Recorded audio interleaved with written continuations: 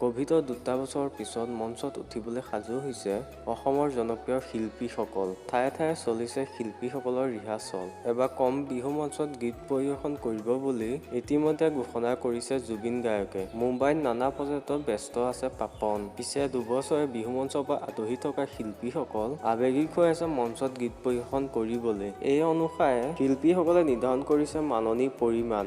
যুৱ প্ৰজন্মৰ স্বাৰ্থত জুবিন গায়কৰ মাননি হৈছে 8 পৰা 10 লাখ টকা।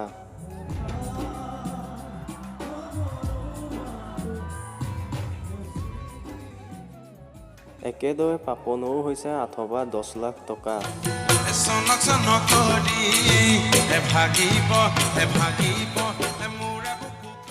জনপ্ৰিয় কণ্ঠশিল্পী নীল আকাশৰো মাননি হৈছে 4,50,000 টকা।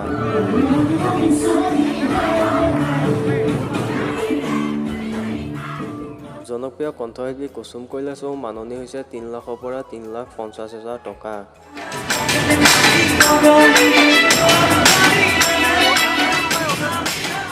জনপ্ৰিয় কণ্ঠশিল্পী বিহু কাশ্যপৰো মাননি হৈছে 3,50,000 পৰা 4,50,000 টকা।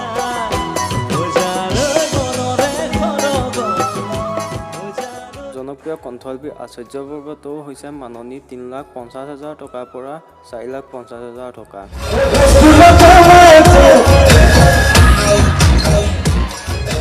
জনপ্ৰিয় কণ্ঠশিল্পী দীপলিনা ডেকাৰ মাননি হৈছে 3 লাখৰ পৰা 3,50,000 টকা।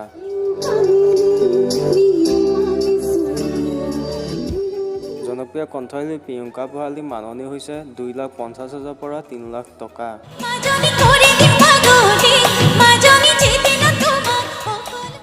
জনপ্ৰিয় কণ্ঠশিল্পী মন্টুমণিও মাননি হৈছে 2,20,000 পৰা 3 লাখ টকা। জনপ্ৰিয় কণ্ঠশিল্পী বিপিন চাওলানৰ মাননি হৈছে 2,50,000 টকা।